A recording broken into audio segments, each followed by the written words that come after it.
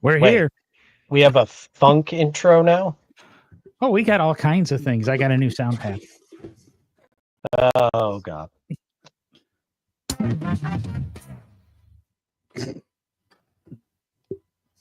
If the buttons were labeled, it would be a lot better. I feel like we're turning into a late-night radio show. We are. We're the late-night drive for the people going into work in their cars to keep it automotive related. For their 11 o'clock shift, they're the ones they could be listening to us. But they'd have to be live streaming on YouTube. Yeah, don't you do that? Hear us. Yeah. No, I listen to podcasts. This is the 21st century. I'm sure you can live stream from YouTube in your car on the infotainment system. You can, and you let your Tesla drive yourself, and you got nothing to worry about. I'm behind the times. What can I say? I'm sorry, I used the T word. There's 2 T words we can't use in this world anymore. What did I miss? Technology?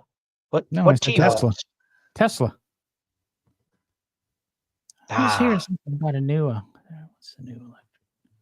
Oh, never mind. It was something I heard some idiot podcaster discussing about electric cars. And we don't talk about him. Idiot podcasters. Yeah, pretty much everybody who podcasts is a idiot. No disagreement here. None. None at all. Hey. Don't cast stones. I mean, or whatever that is. I mean, just pods. Just pods. You're talking about Will Smith. So what's happening in your automotive world, everybody? Anything we want to mention? Anything we want to do? I'm kind of looking for a new car, but found a gorgeous CRX not very far from here. I just have a feeling I'm going to take the oil cap off and try to start it, and the cams aren't going to move because he broke the timing belt. But I forgot to mention, John, did you see Bring a Trailer about 2 weeks ago? The CR, one of the, no, I think it's the only one. The CRX2, the twin engine CRX that I think it was a car and driver built. Yeah, I didn't see it on Bring a Trailer, but I could go get the article. I have just about every article written on the CRX from 1983 to about 94, 95. Well, it sold on Bring a Trailer about 2 weeks ago. For how many dollars? Yeah, you know, didn't I just say I forgot to mention it to you? Do you think I remember every detail about the auction? Well, you chat. That's not just a detail. That's the detail when it comes to people who follow auctions. Yeah, but no one I know bought it, so I don't care what the price was. And you don't own one to sell. The 1984 CRX squared. Yeah, CRX squared. Yeah.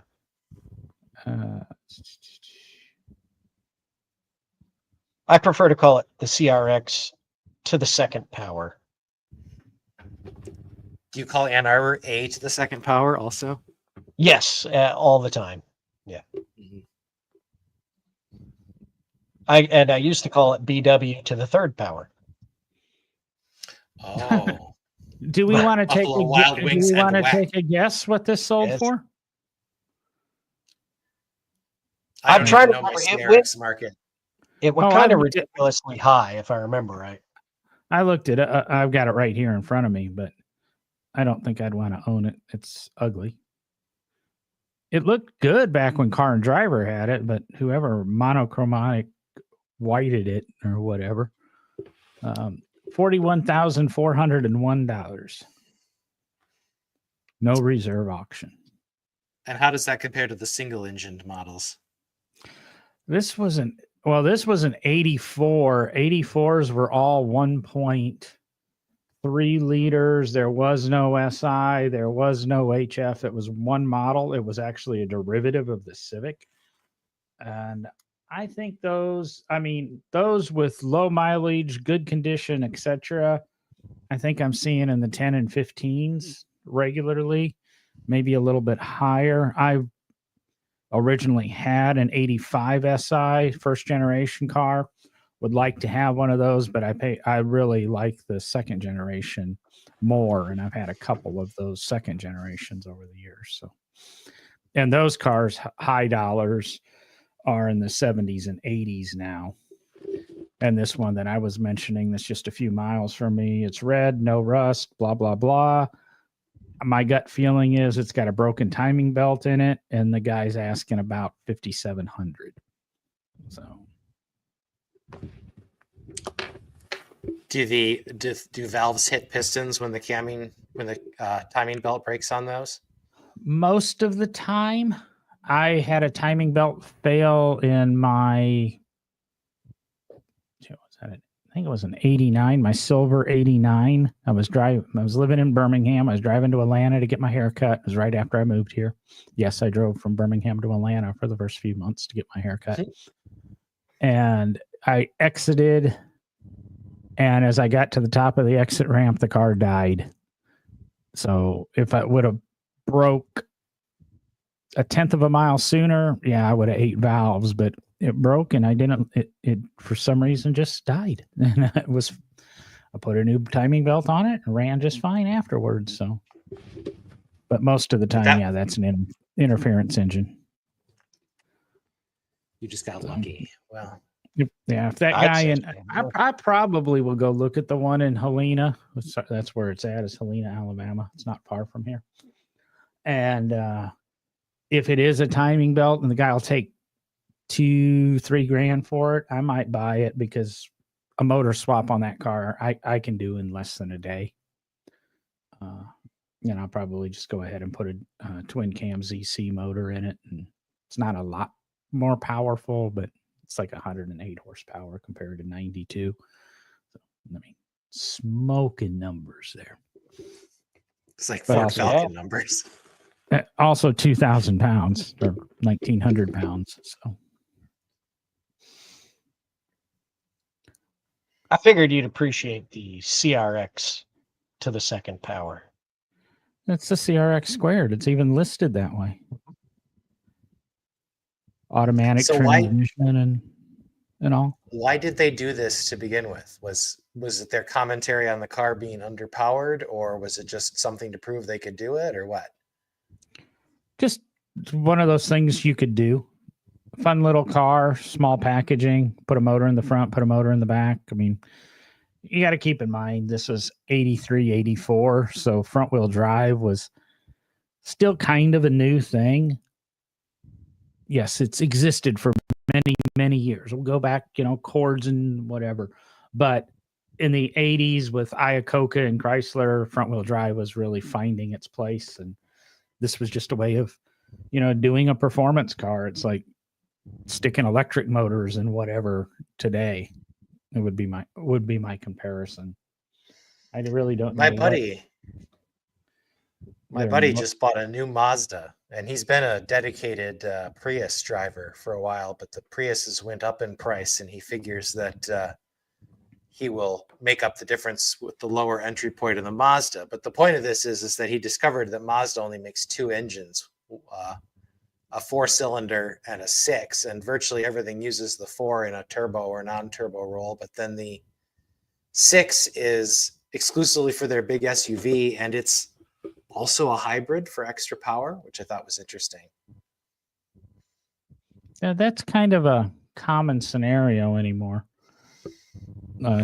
Turbo with the hybrid. I mean, even the Porsches, and I heard this week that even the new, I don't know if it's a GT 3.2 or if it's actually going to be the following GT3, will actually have the electric motors in it too. Everything from Porsche is going to have some sort of electric propulsion, including now the GT cars. I don't know much detail. I haven't spent time rating it. That's just what I heard on a commentary on somebody who was reviewing some of the newer stuff.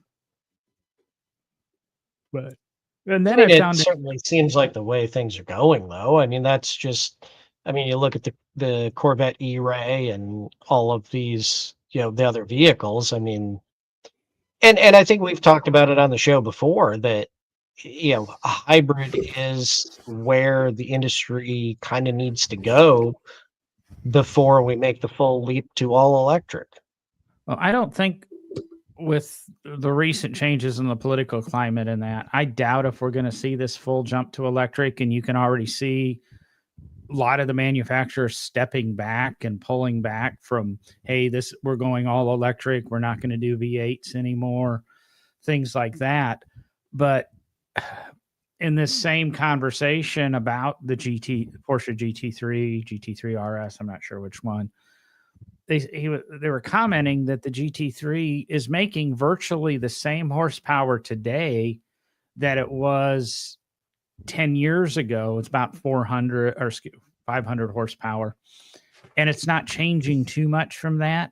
But the cleanliness of the car, i.e., the pollution controls, the emission stuff on it, the cars are so much cleaner with all these additional restrictions, and you're still getting the same amount of horsepower.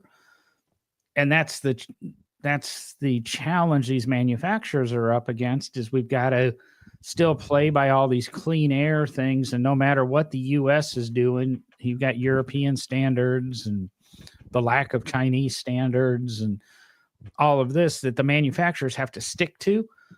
So we're looking at the only way to make these things go faster is to throw the little bit of electric motor on it, because you can give it that boost without affecting what's coming out of the tailpipe. So, now, how does the weight compare? Because 400 horsepower is great until you find out that the car weighs 4,500 pounds. well, just about everything weighs, 4,000 pounds, 5,000 pounds anymore. Right, but did it years ago when they first hit that 400 number? I mean, so like we're staying at the same number, but in fact, our power to weight ratios are getting worse, aren't they? Yeah, but I think when you're dealing with I'm basing all of this conversation around the Porsche GT cars. Those have always stayed lightweight. Now, we're talking about 1,900-pound CRXs. That was lightweight.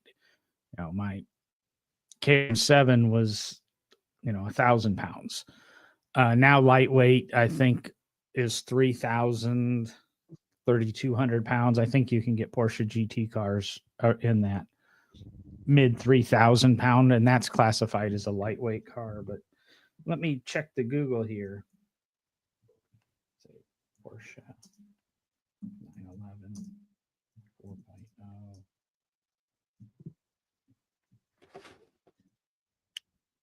Let's see here. The 2011 Porsche 911 GT3 RS 4.0 was 2,998 pounds.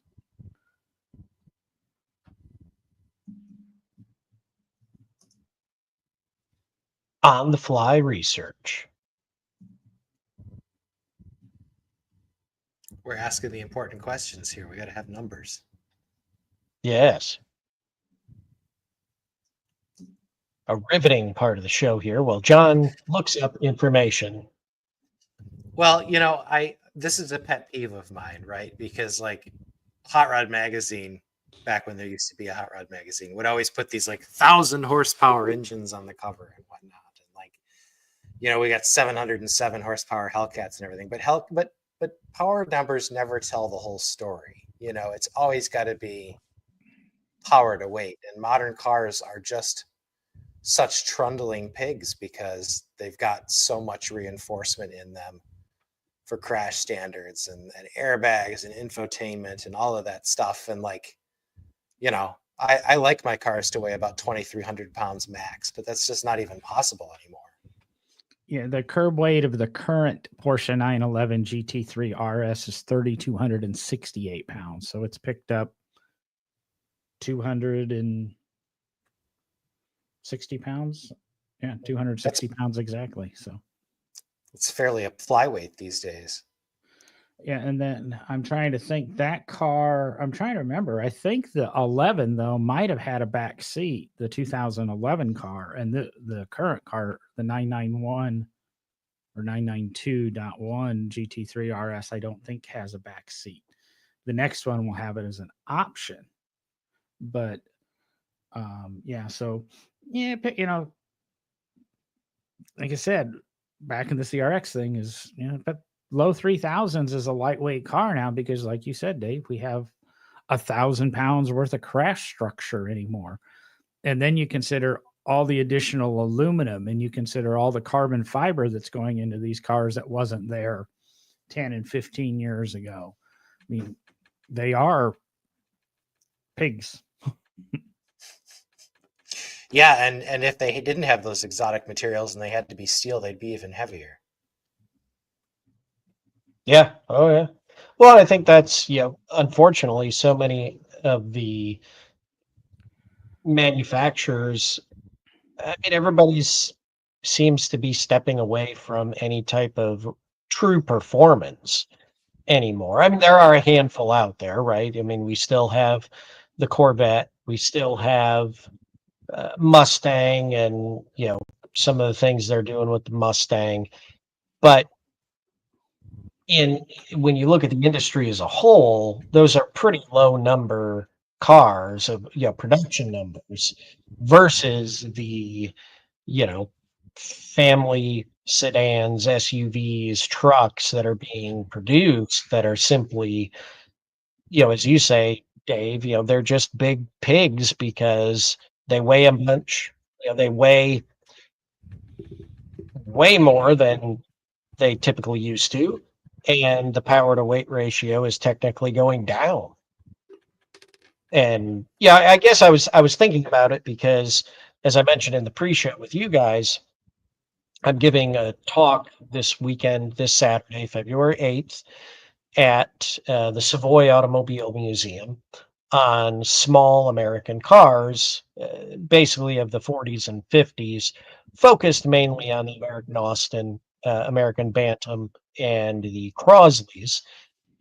But it really got me thinking as I was writing that there was a time when certain automobile manufacturers, people that were in the game, were really focused on affordable cars for the masses, right? I mean, you go all the way back to Henry Ford with the Model T, his mentality of affordable car for the masses.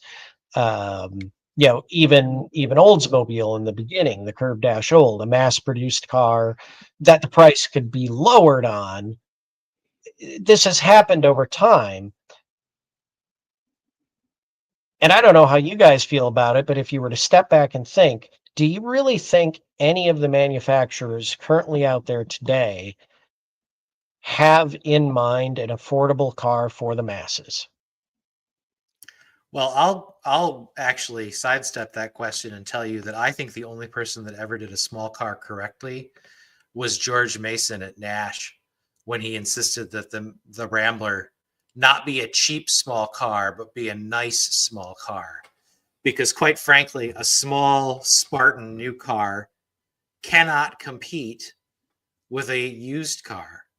And it never has been able to. It was something even Henry Ford found out in the 1920s, which is when the consumer sits down and he looks at his budget and he goes, geez, I can have what is effectively a side-by-side with plastic side curtains, or I can buy something that's 5 years old and I can get roll-up windows and cruise control. He's going to buy roll-up windows and cruise control all day long. And so I think that's the problem that the Austin had here and the Crosley had here and the Willys 77 had here, is that they all thought, well, we're building a small car, so we've got to make it as cheap and Spartan as possible, when in reality they should have said, this is going to be a fine car for someone who appreciates having a smaller envelope because of the things it can do, the maneuverability or the efficiency or what have you. And going along with what Dave said, and kind of to answer your question, in my opinion, Derek, is yes, I think that is the holy grail that the manufacturers would love to have. But going with what Dave said, the customers, even though we say we want it, we don't want it. We're not gonna, if Ford came out with a fabulous car at the $15,000 price point, say the reincarnation of the 1983 Escort, great car, gets you point A to point B, very few frills, it's 15 grand, or for another $100 a month, I can go ahead and get into keep it in the same family. I can get into a Ford Maverick that has a little bit of a truck bed, that has a little bit nicer interior or some such, or even, I can get into a used Mercedes that might be 10 years old for the same money, because I'm not considering how much it's going to cost to fix. But that's the problem, is Americans always want this nicer, nicer, nicer. I think Fiat did a nice job back in 2012 when they introduced the 500, which was a very nice economical car. But as an owner of two different 2012 Fiat 500s, one a C, one a Sport, they weren't built for American interstates and that. They were great commuter cars to bounce around the city. The Smart car was the same thing. They could be built economically and kind of sort of sold at a decent price, but then we put them on the interstate, and a Fiat 500 is not a car you want on the interstate. A Smart car is not a car you want on the interstate. Was it a Scion IQ, which was their Smart car, three passenger thing? It's not a car you want on the interstate. And unfortunately, so much of American life involves people getting on the interstate. Even if you never leave the city of Los Angeles or you never leave the city of Birmingham, you're still on the interstate every day to commute somewhere, because the interstate's kind of the shortcut. And I just don't think a manufacturer can build something that's not going to be overshadowed by something that's a little bit better, like Dave said, on the used market, or just another $50 or $100 a month on the monthly payment, because we don't look at the price of cars. We look at how much is it going to cost me per month. Well, I was just going to say the other thing is that, you can make a small car that's capable of running the interstate just as easily as you can make one that's running, a bigger one. But you traditionally never have been able to charge as much for a smaller car as a larger car, no matter how much it may cost you to make, which is usually about on par. And we've just never in this country had the tax structure that, penalizes larger engines and encourages smaller, more efficient cars. It's just not how we did things. And the Europeans started down that path after World War I. So, I think that probably had they been left to their own devices, everybody there would have also bought a larger car, and they probably also would have had the public pressure to sort of hollow out their traditional city cores and make them more car friendly as people used larger ones. But it happened that you didn't have those pressures because of that tax structure. That's an interesting thought. And if European countries would have bought bigger cars and actually, as you say, kind of carved out the historic city centers and the old, historic roadways and things to permit the larger vehicles. That's interesting. I had never thought about that, Dave. I like that. But I would challenge. Yeah, I was just going to say I would not challenge, but I believe that probably the last true kind of valiant effort by the American auto industry to create any kind of affordable small cars were probably the Ford Fiesta, the newer Ford Fiesta, 2000, what was it, 10, 12 era, and the Chevrolet Cruze.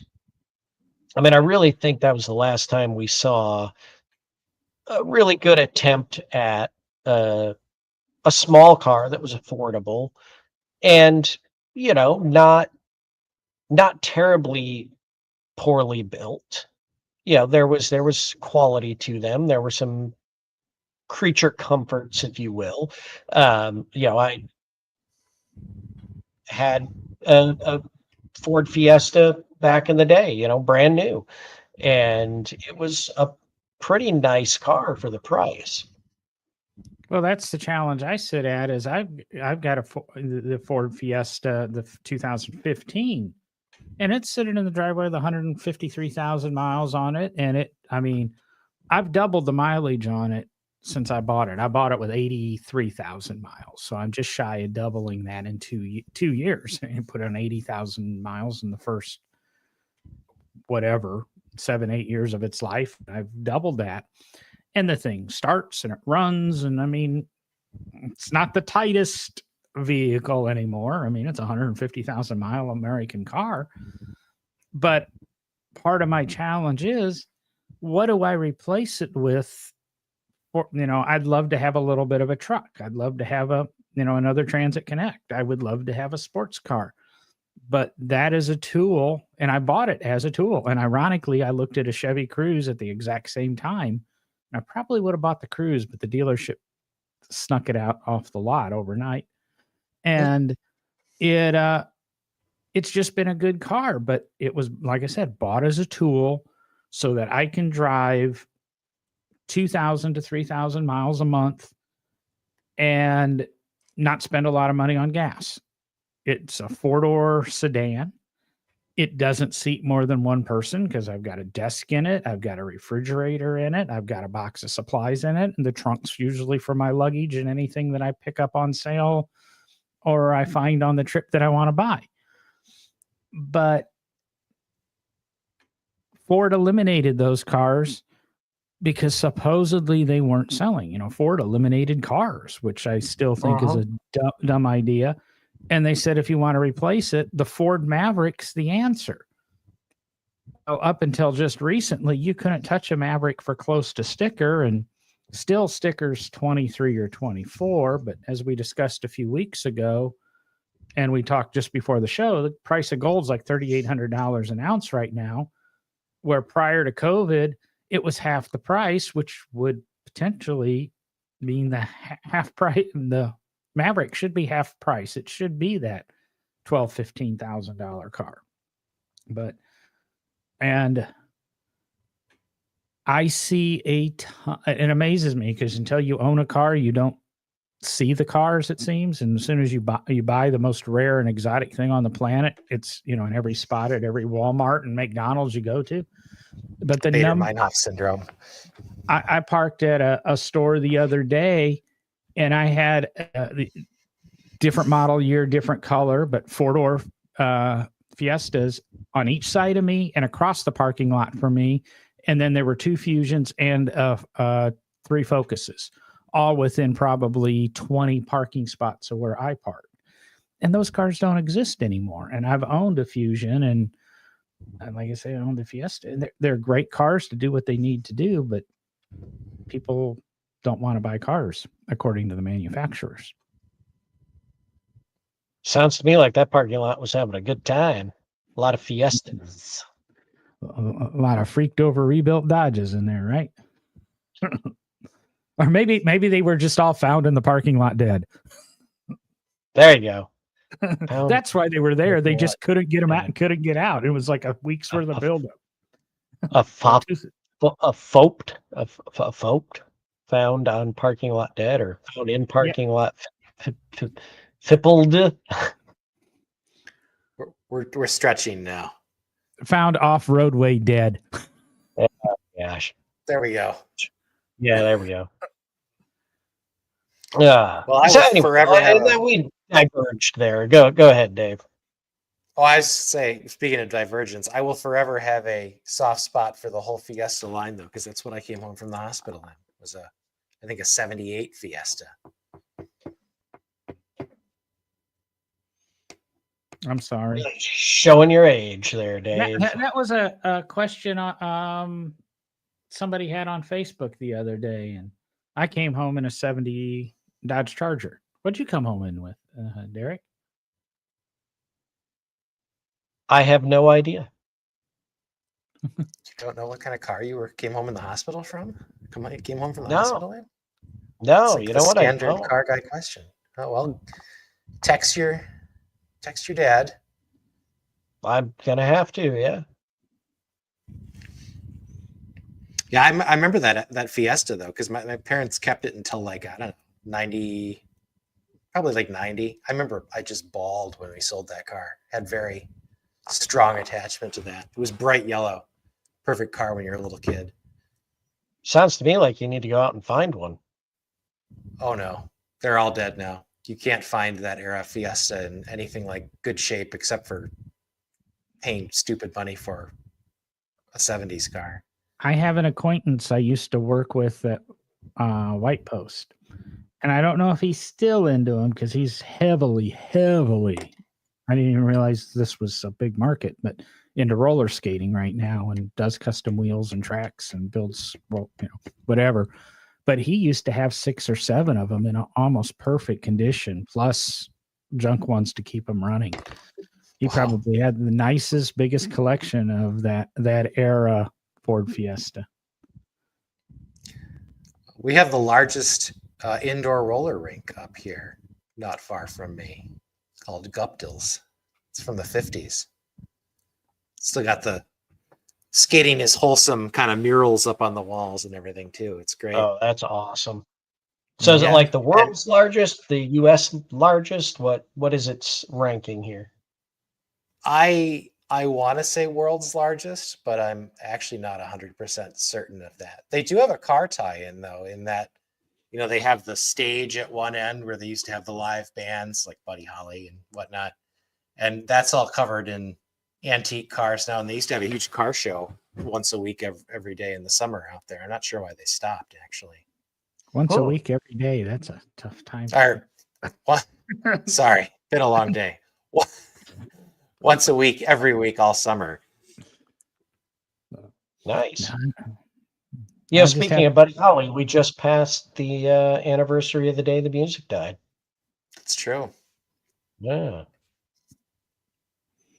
We still seem to have a lot of it. Unless you ask my grandparents, and then that might have been the day the music died, because everything after that was the day good music died. Yes. John Milner. Until Mix-a-Lot came around. Or Motley Crue. And then Nirvana came along and killed it all again. Good. Yeah, anyway. Kurt Cobain had some interesting cars. He had a 65 Dart, and he had a early Falcon. All right. Well, at least he had good taste in cars. Yeah, you see what the stress of owning those cars did to him, though. I like Nirvana. I hate Nirvana. Absolutely hate Nirvana. Of course, I don't mind Dave Grohl, so that's a kind of. Well, Dave Grohl is so much more than Nirvana at this point. Yeah. So let's see here. We did have a couple things on our list. Did we want to hit any of those things, or do we want to push them off? Well, I mean, I think we kind of started down the path of one with the CRX squared, which is, weird cars that have been built or weird cars that maybe shouldn't have been built. And, and the thing that the CRX squared reminded me of, but it's not the only time it's ever been done. But of course, looking back through automotive history, the first one that came to mind was, of course, the Twin Mini, the twin engine Mini that was done. Yep. By Cooper.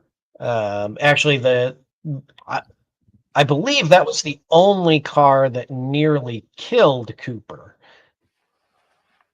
Out of all the race cars he drove, out of everything he did, the wreck in the Twin Mini was the one that nearly killed him.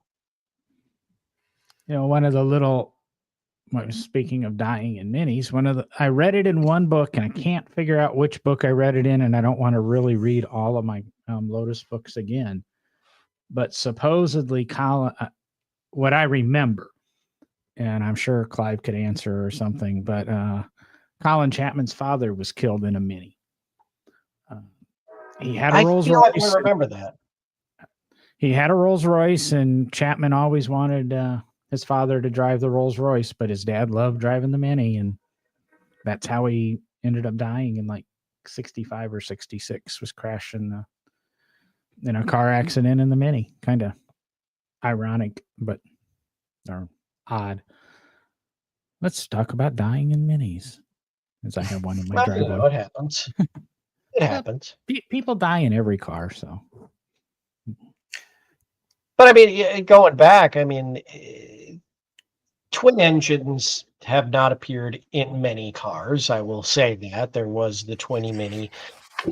There was also, I think it was around 1906, 08, might have been a little earlier, might have been 5. That if you guys remember the Christie front wheel drive race cars that had the big That was 05, I think. 4-cylinder engine up front.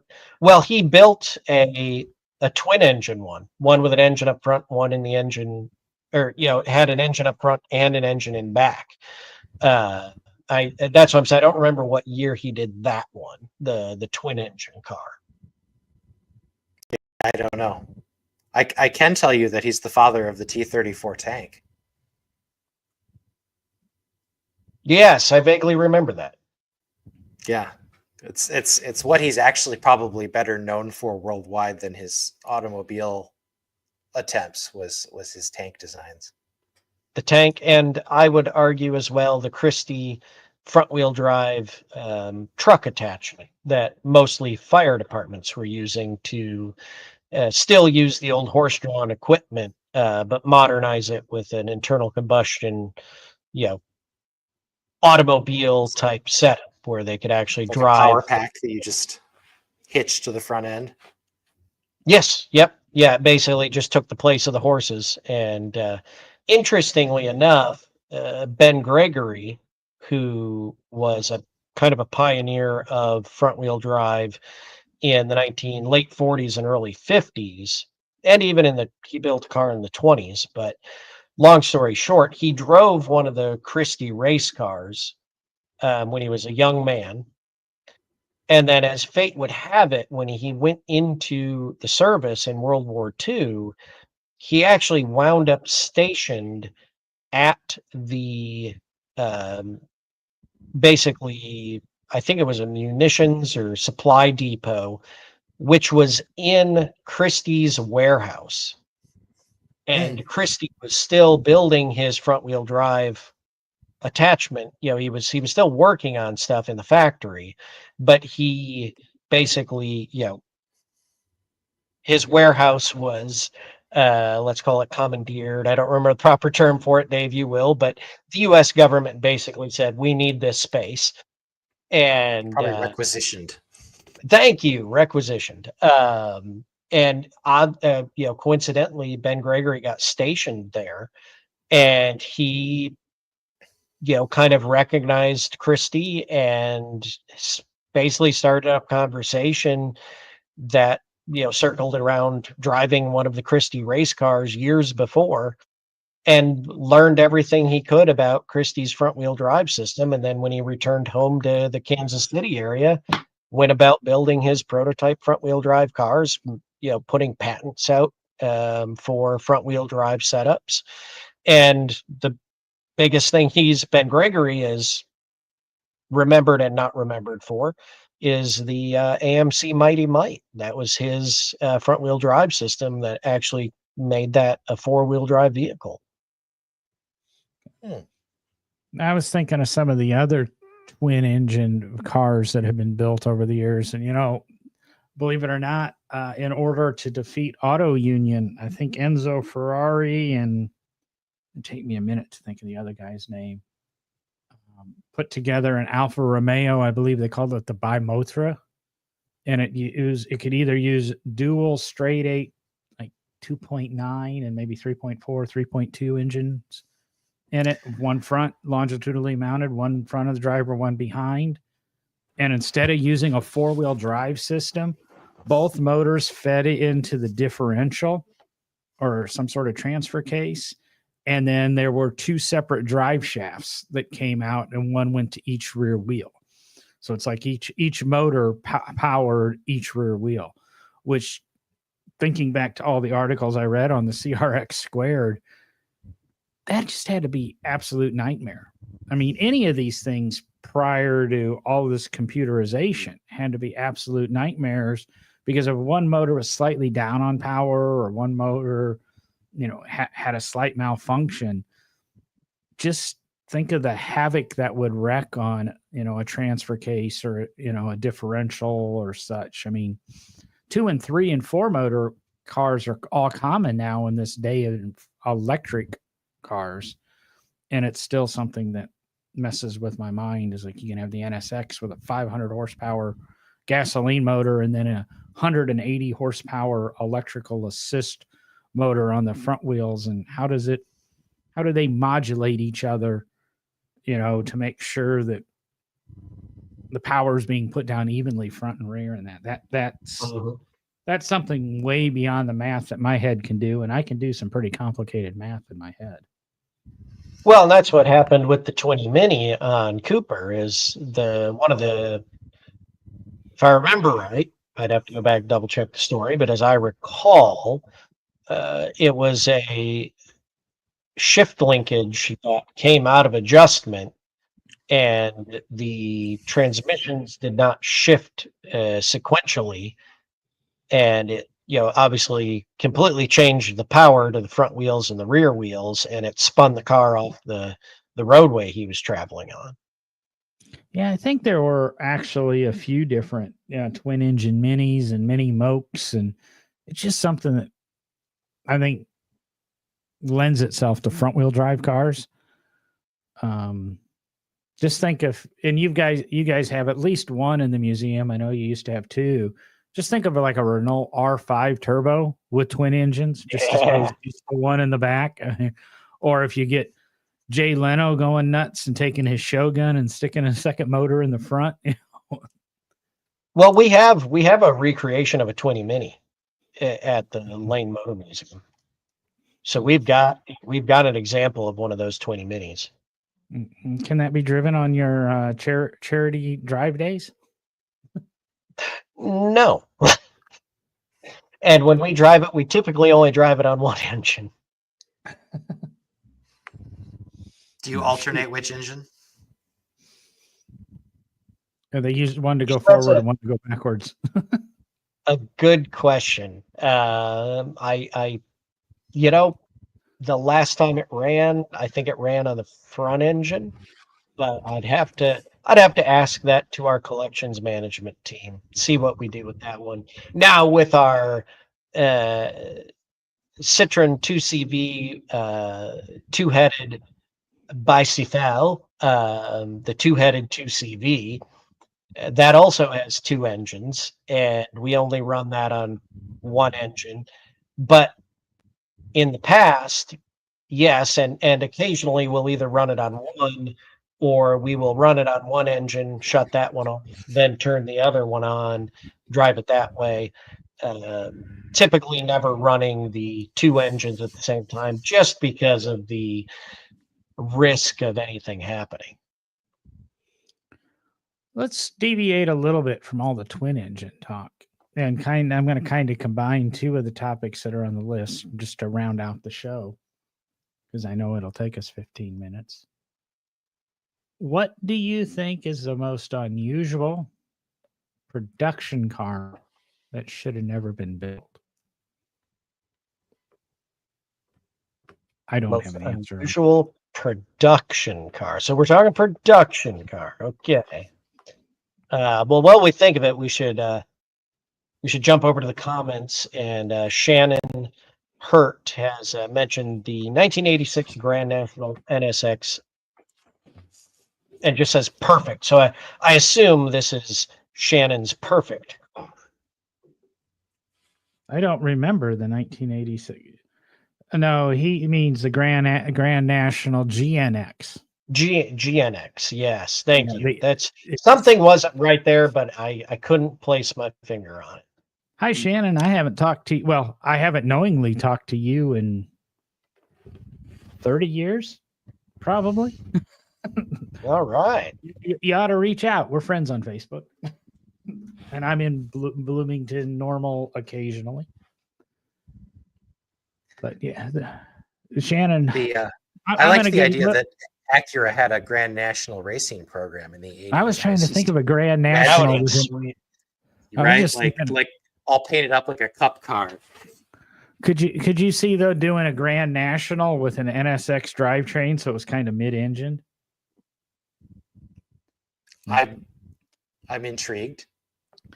And it would pop into my head too. A little history on Shannon. When I knew him, he was driving an 85 Grand Prix. Always wanted one of the Grand Prix 2+2s with the arrow window in it. So that would, the GNX would definitely fit Shannon. I'm surprised he doesn't have one. The Cutlasses of that era were the hot rod when I was in middle school that all the high schoolers drove. I mean, they weren't hot rods as far as I know, beyond maybe loud exhaust and shackles in the back, but they looked cool and they sounded good. I always thought of them as the low riders. They always had a feature, no matter what low rider magazine you picked up. There was one on hydraulics all juiced up with like 13-inch 100-spoke Daytons. Oh, yeah. Where I lived, the only place you would have seen a low rider was on a magazine. That's kind of where I would have seen them too. I mean, we didn't have a big population that was that way, but that's.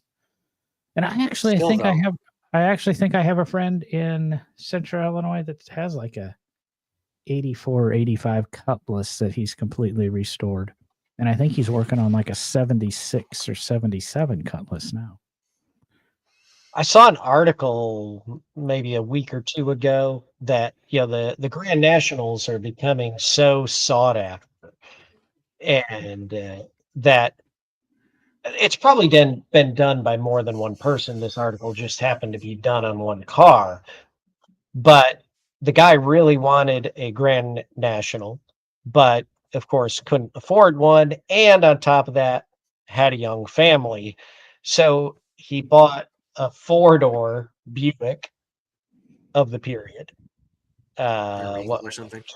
The Regal, thank you. And he basically bought all the parts and pieces to make it look like a Grand National. Painted it black. It's just a 4-door Grand National. I'm more concerned with whether he's got the turbo V6 in it than whether it looks the part. Because I mean, they looked okay, but it's the engine. Yeah, I'd have to go back and find it and see if he did the engine. I can't remember. Well, let's go through. Pretty cool if he did. Let's wrap all this show up into one vehicle that, of course, John owned.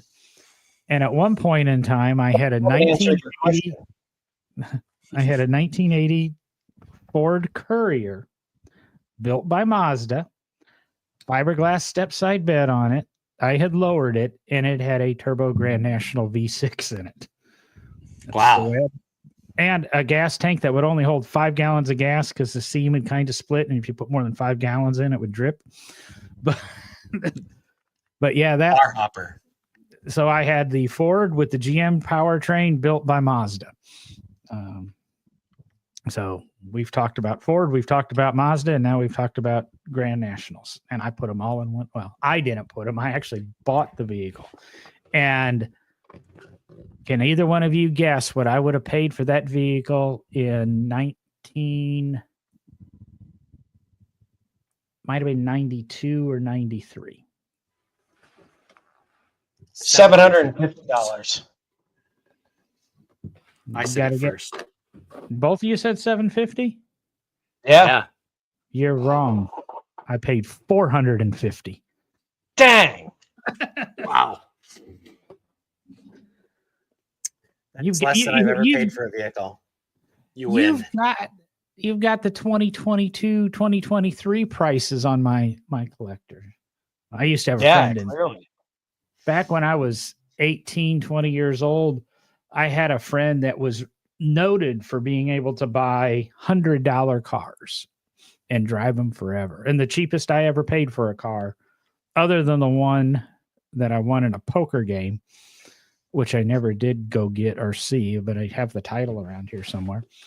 I paid $100 for a 74 Caprice Classic 2-door that was spray painted matte black, including the headlights.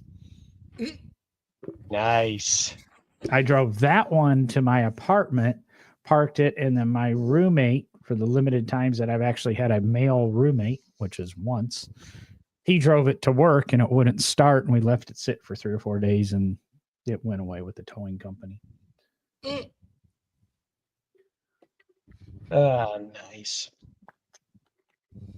But So now that I've forgotten what your question was, John, something about production cars.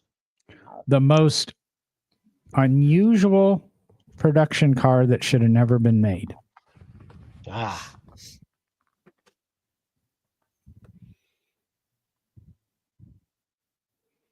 Let's keep it to major manufacturers too, so people might. Oh well, geez, now you just yeah, because otherwise you're going to pull something out. And it was made by Ass Motors in 1914. They built 40 of them, but that was the entire production.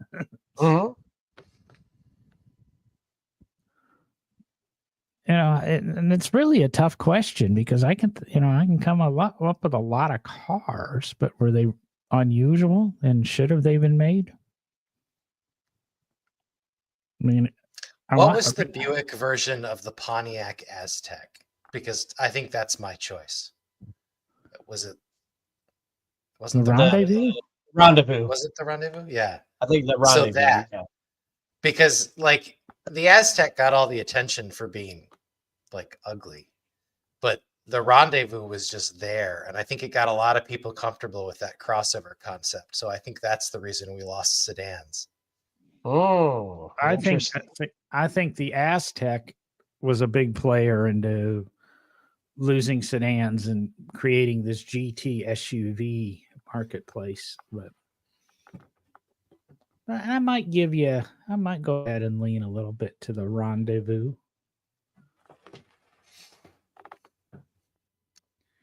Yeah, I picked the Rendezvous because it's like the sleeper. It's the one that everybody was like, oh well, that's okay. It just exists. You're like, no, people, that's a minivan, and somebody replaced the sliders with hinged doors. Don't fall for it. No, it was never a minivan. The floors were too high. It was definitely an SUV. It's still built on a front-wheel drive car chassis. That's the point. And that's why it's a crossover. Yeah, I guess that question's really hard because if it should have never been built, we've probably forgotten the car ever existed. I mean, and if we play Dave's little thing, the Mercury LN7. I don't remember what that was. I recognize the name, but I can't place it. It's the Mercury version of the Ford EXP. Oh, yeah. Yes. See, I like the EXP. I think it's just got a funky enough look to it that it's cool. Oh, I love the EXP. I just saw one on Facebook Marketplace today for like $250, $350. And at that point, it's overpriced. Well, I think about 2 weeks ago, I actually saw an LN7 on Facebook Marketplace, and it was like $6,000. But you better bring an excavator because it was buried up past the body molding trim on the sides in the ground. So I guess you could have probably just picked it up and carried it away at that point because everything below that would have been rusted. But I mean, if we go a weirdness of looks factor, although it never was here in the U.S., I think the 1990s era rebirth of the Fiat Multipla was a pretty strange vehicle that might have been better had it not been built. Well, then if you're going to do that, you could almost throw the brand new Volkswagen electric van. I can't think of what it's called. Yeah, that thing is The buzz. The Yeah, the buzz. buzz, the ID buzz. Yep. Careful, I've Is got that a the one friend. that comes in the bright two tones? Yep. Yes. Careful, I do have a friend that owns one of those, or has bought one of those. But it's yeah. I mean that to be honest, you could only time will tell. But that is an unusual car that should it really have been built. I mean, the obviously the new Beetle proved it should have been built. What was the one that just crossed my mind then? Also, you had said the multiple. The bus. Oh, I was The thinking, Fiat 600 is a homely vehicle. and I love them, but and we can even go Chrysler Badge Engineering. Should have the Plymouth Scamp mini pickup, the sister to the Dodge Rampage. I love Rampages, and I'd like I'd own a Rampage or a Scamp in a second, especially with a modern drivetrain. One of those with a Honda drivetrain in it or a Toyota, I think GR Corolla drivetrain and a Rampage. You know, Plymouth pickups have always had or Plymouth trucks have always had a weird position because, like, everybody else's cheap car, Ford, Chevy, they build a pickup version, but Plymouth always had to kind of pick up leftovers from Dodge periodically, and that was it. Well, Mercury did that with Ford too. So, well, just in Canada, and there was a specific reason for that because if your town had a Mercury dealer back then in Canada, it probably didn't have a Ford dealer, so there was no way to get a Ford truck. What else do we have out there that's? I mean, if I can stretch this a little bit and go to just engines, I would highly rank the Knight sleeve valve engine as probably a really weird idea that it probably shouldn't have been done. It was a quiet engine, but it had its issues. See, and I'm going to disagree. Yes, it was a quiet engine. It had a lot of issues, but it was in the early days of automobile technology, and I don't think you can fault unusual bad ideas when you're creating new technologies. If it wasn't for that, I can't give you a direct correlation, but if it wasn't for the sleeve valve, what wouldn't we have today that it helped develop? Well, a lot of aircraft engine technology in the 40s, which, has proven to be a dead end 70 years on, but it was important at the time, used sleeve valves instead of poppets. Mm-hmm. And they probably would not have, developed it to that level had it not been for Knight and his widespread effort to license his engine. Plus, it had to have had something going for it since he did persuade a lot of people to use it. Well, he did. And yeah, the quietness of it, the smoothness of it, not, having the valves and all of that going on. And, but all that oil smokes behind you, so you don't. Yeah, I mean, and in heavy mosquito areas, you could also just fog for mosquitoes. So that's what we ought to do is we ought to get the trucks that drive around and spray for mosquitoes. We ought to, instead of getting the new trucks, give everybody a Willis Knight steam or a sleeve valve motored car, and then they could be twice as effective. Pre-rectifier. It has to be pre-rectifier because the rectifier reduced the amount of smoke that was coming out. Didn't get rid of it. Reduced the amount of oil that would burn. What did it do? Like collect it somehow? Yeah, it skimmed it off the. I'm trying to remember how the rectifier worked exactly. It's been a while since I read up on it, but yeah, basically skimmed oil so it wouldn't burn in the combustion chamber. What was the last vehicle made with a Knight sleeve valve engine? Yes, you're right, Dave. What? I don't know the answer to that. Oh, I mean, they were still producing the Willis Knight until like 32, right? Correct. Yeah. Yeah, I wonder if that's the end. We used to have a Willis Knight sitting in when I was at McPherson. You'd come in the main doors to the Templeton Hall, and there was a little showroom, and there was a Willis Knight that had sat there for years and years and years. And I haven't been in Templeton Hall in 20 Years and years and years. 20, 25 years. So I assume at some point it might have been replaced with the Ferrari Daytona that the school owns now or something like that. But let me ask one totally off the wall question. And if any listeners see, let me know. I actually had somebody email me one earlier this week as a joke, and now he won't respond to tell me if he can go look at it. Smith Utes. I don't care if it's on a Subaru. I don't care if it's on a Charger. I don't care if it's on a Beetle. I don't care if it's on a, well, I do care if it's on a Jeep. I'd rather not have the Jeep. Jetta, Rabbit. If you see a Smith Ute for sale, let me know. I'm kind of interested, but I don't want to build my own. I do have a cool way I'd like to try to build my own, but I don't have time. But ideally, I want a small pickup, and I think a Smith Ute would be a cool way to go right now. Now, just so I'm clear, Smith Ute means like homemade car pickup truck? Yep. Yeah, Smith, they're aftermarket manufacturer of a Ute body conversion.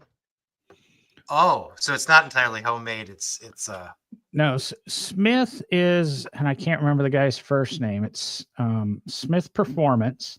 He's one of the co-founders of Factory 5 Racing, Factory 5 kit cars.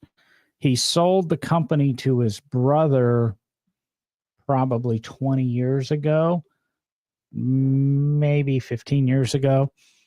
And the only vehicle he was allowed to build a kit for the first like 10 years for his non-compete was a Volkswagen Jetta. And I saw him the first year he was out, and he, told me this whole story. And he built a kit that you cut the back of the Jetta off, and it's a combination of aluminum and fiberglass, all riveted, so that you don't even have to weld. You rivet the thing together, and you end up converting the Jetta to a 2-door pickup truck. And he since went on to Rabbits, Golfs, Volkswagen Beetles, and he does a Jeep Grand Cherokee now. He does a Subaru WRX, and he does a Dodge Charger Chrysler 300. I really, really wish he would do a Mini, but he doesn't seem to ever even respond to my, hey, I want you to do it. I think a Mini pickup truck, the old Red Bull Mini pickups, I think those would go great, but he won't. Why don't you just find one of those old Red Bull ones for sale? I've seen them up for sale.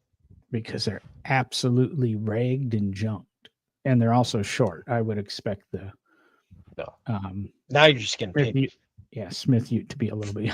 I'd like the thing to run and drive a little bit more reliably. I've even thought about my brother selling his Rabbit and or Rabbit GTI or whatever it is, and I asked him what they're giving him on trade, because I've thought about just buying his car and doing the conversion, but just don't think I have the six months to a year of nonstop to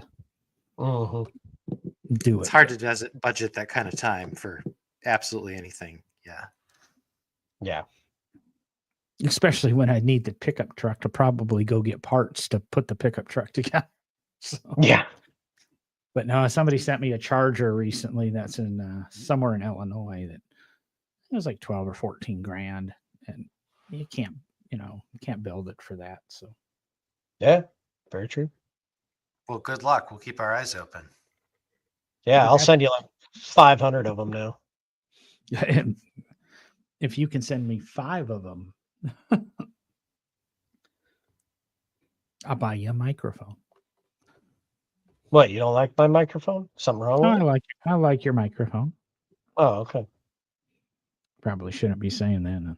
John likes Derek's microphone.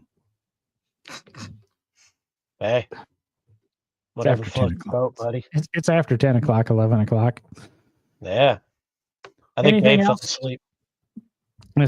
Say anything else tonight, guys, or should these people just like, share, subscribe, watch us on YouTube, and join us next week? I think that says And it all. Don't forget, they need to share the show. Yeah, share. Tell a friend about it. I got some big news. If I can get the days off I need next month, I got big news by the end of March for everybody. Cool. I probably should tell the other two people here. But Nah, surprise us. We're good. So. All right, I'm out. I'm out. I'm out. Okay. Everybody knows what you do. Get off your ass. We go burn some gas. Because if I can find my cursor, we are out. I still don't know where my cursor is, though. Oh, it's on that monitor. Go there. We'll go there. Now we are out.